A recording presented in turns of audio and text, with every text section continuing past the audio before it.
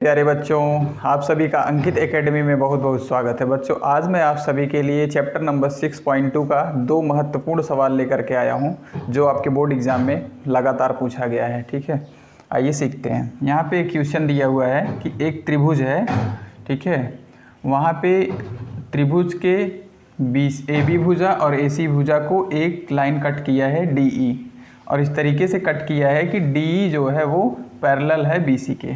DE जो है समांतर है किसके? BC के। ये आपको दिया है और EC ज्ञात करना है। तो आपको EC ज्ञात करने के लिए मैं आपको बताता हूँ, थेल्स जी का एक प्रमेय है।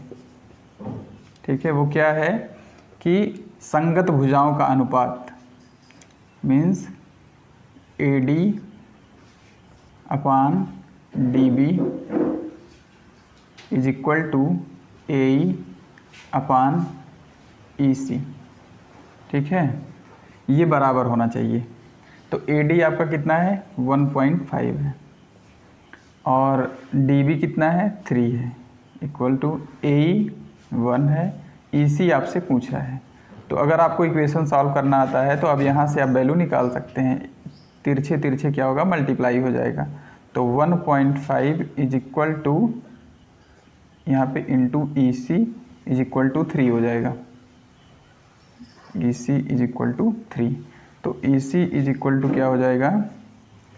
3/1.5। ठीक है, 1.5 से जब 3 में भाग करेंगे तो कितना आएगा? 2 आ जाएगा आपका। ठीक है, तो इस तरीके से आपके EC की वैल्यू कितनी हो गई? 2 हो गई। आइए नेक्स्ट क्वेश्चन में इस तरीके से इसमें भी अप्लाई करना है। यहाँ भी AD upon DB is equal to AE upon EC। तो यहाँ पे AD ही आपसे पूछ लिया है। ठीक है, और DB की वैल्यू कितनी है? 7.2, AE की वैल्यू है 1.8, EC की वैल्यू है 5.4।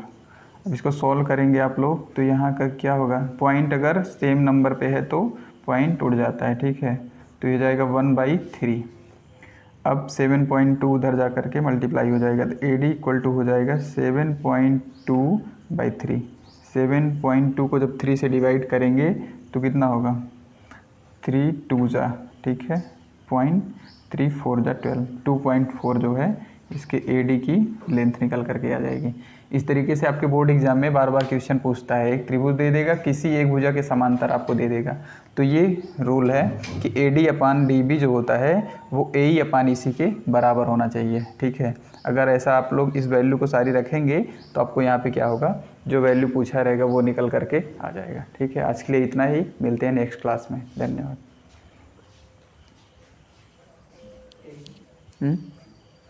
कहा